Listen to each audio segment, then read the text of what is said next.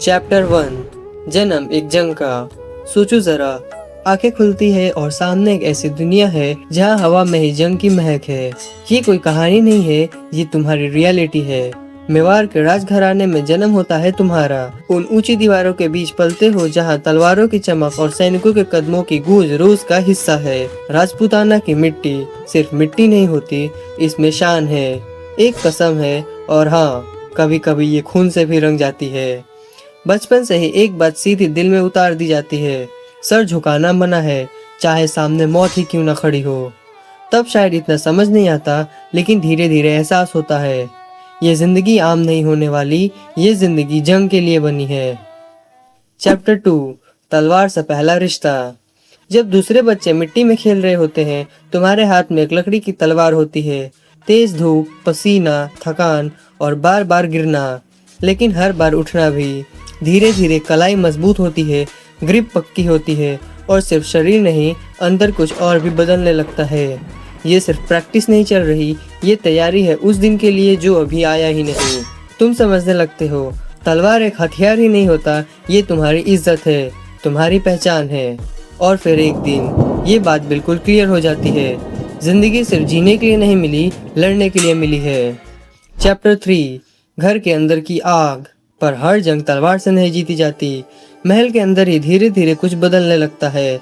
रिश्तों में हल्की सी दरार, फिर वही दरार गहरी होने लगती है। गद्दी के लिए सियासत, अपनों के बीच शक, और वो खामोशी जो सब कुछ कह देती है। तुम देख रहे हो ये सब, समझने की कोशिश भी कर रहे हो। जिन लोगों पर सबसे ज्यादा भरोसा होना चाहिए, वही सबसे ज्यादा उलझन दे रहे हैं।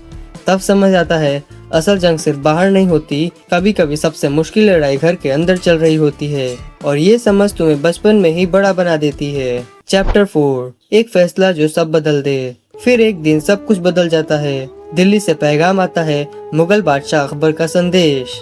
सीधा सा चॉइस रखा जाता है, झुक जाओ या मिट जाओ। काफी राजपूत राजा पहले ही झुक चुके हैं, तलवार रख दी है उन्होंने, आजादी के बदले सुकून चुन लिया। अब सबकी नजर तुम पर है। तुम चुप हो, बाहर से बिल्कुल शांत, लेकिन अंदर एक तूफान चल रहा है। ये सिर्फ एक डिसीजन नहीं है, ये तुम्हारी पहचान का सवाल है। और बिना कुछ कहे फैसला हो जाता है, सर नहीं झुकेगा, चाहे अंजाम कुछ भी हो। चैप्टर 5 जंग का ऐलान। अब कहानी बदल चुकी है। तुम सिर्फ एक युवा योद्धा नहीं रहे, तुम मेवाड़ के महाराणा बन चुके हो। ये सिर्फ एक पदवी नहीं है, ये एक बोझ है, एक जिम्मेदारी जो सीधा तुम्हारे कंधों पर आ गिरती है। हर नजर तुम पर टिकी है, हर उम्मीद तुमसे जुड़ी है, और तुम जानते हो अब वापस मुड़ने का ऑप्शन खत्म हो चुका है। जिंदगी का एक ही मकसद है अब, मेवाड़ की आजादी। और ये भी साफ है, इस रास्ते पर सुकून नहीं मिलेगा, सिर्फ जंग मिलेगी। चैप्टर 6 हल्दी घाटी का तूफान। और फिर वो दिन आता है, हल्दी घाटी का दिन। पहला वार होता है और उसके बाद सब कुछ जैसे एक साथ फट पड़ता है। धूल आसमान तक उठती है, घोड़ों की दौड़, तलवारों की तकड़ाहट, चीखों की गूंज, हर तरफ बस एक ही आवाज, जंग की। तुम चेतक पर सवार हो, उसकी सांस तेज चल रही है, लेकिन रफ्तार और तेज है। जैसे वो भी समझ रहा हो कि ये आम लड़ाई नहीं है, सीधा दुश्मन के बीच घुस जाते हो तुम।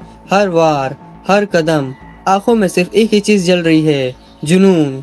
ये सिर्फ जंग नहीं है, ये तुम्हारी पहचान की लड़ाई है, और उस वक्त रुकना ऑप्शन ही नहीं है। चैप्टर 7 हार या जिंदा रहना। फिर धीरे धीरे सब शांत होने लगता है। धूल बैठती है, आवाजें कम हो जाती है, और सच सामने आता है। न पूरी जीत तुम्हारी, न पूरी हार दुश्मन की, लेकिन एक बात क्लियर है, तुम जिंदा हो। और कई बार जिंदा रह जाना ही सबसे बड़ी जीत होती है, पर इस जीत की कीमत भी है। जब पीछे मुड़कर देखते हो तो सब कुछ छूट चुका होता है, राज्य, महल, सुकून, सब। अब सिर्फ एक ही चीज बची है, तुम्हारी कसम, और अब उसे तोड़ना मुमकिन ही नहीं। चैप्टर 8 जंगल का राजा। जिंदगी पलट चुकी है, अब महल नहीं, जंगल तुम्हारा घर है। रात की ठंडी हवा, दिन की तेज धूप, और बीच में तुम्हारा परिवार। वो बच्चे जो कभी शहजादे थे, अब भूख से लड़ रहे हैं। कभी खाने को कुछ नहीं होता, कभी पानी के लिए भी तरसना पड़ता है। तुम उनकी आंखों में देखते हो और अंदर एक चुभन सी होती है, लेकिन तुम टूटते नहीं, क्योंकि तुम्हें पता है अगर तुम टूट गए तो फिर सब बिखर जाएगा, और ये तुम होने नहीं दोगे। चैप्टर 9 भूख से बड़ी लड़ाई।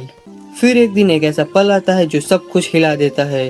तुम्हारे बच्चे रो रहे हैं, आवाज कमजोर है, लेकिन उसमें एक सवाल है जो सीधा दिल को छेड़ देता है। रोटी कहाँ है? और इस बार तुम्हारे पास कोई जवाब नहीं है। तलवार हाथ में है, ताकत भी है, लेकिन उस पल तुम खुद को बेकार महसूस करते हो। ये दर्द अलग है। ये वो चोट है जो किसी तलवार से नहीं लगती, सीधा अंदर लगती है। लेकिन वही दर्द धीरे धीरे एक आग बन जाता है और उस आग में तुम खुद को दोबारा गाड़ते हो, इस बार और ज्यादा मजबूत। चैप्टर 10, वापस उठना। वक्त गुजरता है और धीरे धीरे तुम फिर से खड़े होने लगते हो। लोग जुड़ना शुरू करते हैं, पुराने साथी लौट आते हैं, नए चेहरे भी साथ खड़े होते हैं। हर छोटी जीत एक नई उम्मीद लेकर आती है। तुम अपनी जमीन वापस लेना शुरू करते हो, धीरे धीरे, कदम दर कदम। ये कोई एक दिन की जीत नहीं है, ये एक लंबी थकाने वाली लड़ाई है। लेकिन इस बार एक फर्क है, तुम सिर्फ लड़ नहीं रहे, तुम वापस आ रहे हो। चैप्टर 11, कभी ना झुकने वाला। धीरे धीरे पूरा हिंदुस्तान मुगलों के सामने झुकता जा रहा है। हर तरफ समझौता हो रहा है, लेकिन तुम अब भी वैसे ही खड़े हो, अकेले, लेकिन झुक कर नहीं। अब तुम्हारा नाम सिर्फ एक राजा का नहीं रहा, ये एक सोच बन गया है, एक मिसाल कि बिना झुके भी जिया जा सकता है और जीता भी जा सकता है। चैप्टर 12, आखिरी सांस, आखिरी वचन। फिर वो वक्त भी आता है जो सबके लिए आता है। सांस धीरे होने लगती है। तुम अपने बेटे को देखते हो, आंखों में थकान है, लेकिन साथ ही एक अजीब सी शांति भी है। और फिर तुम एक बात कहते हो, मेवाड़ आजाद रहना चाहिए, कभी झुकना मत। ये सिर्फ अल्फाज नहीं है, ये तुम्हारी पूरी जिंदगी का सार है। और अब ये जिम्मेदारी आगे बढ़ रही है। चैप्टर 13, अमर कहानी। तुम चले जाते हो, लेकिन ये कहानी यहीं खत्म नहीं होती। राजपूताना की मिट्टी में आज भी तुम्हारी कसम गूंजती है। हर तलवार की चमक में तुम्हारी झलक दिखती है। लोग तुम्हें सिर्फ याद नहीं करते, तुमसे सीखते हैं। तुम अब एक नाम से बढ़कर बन चुके हो, एक सोच, एक जुनून, एक मिसाल। और जब भी कोई बिना डरे सर उठाकर दुनिया के सामने खड़ा होता है, वहाँ कहीं ना कहीं तुम फिर से जिंदा हो जाते हो।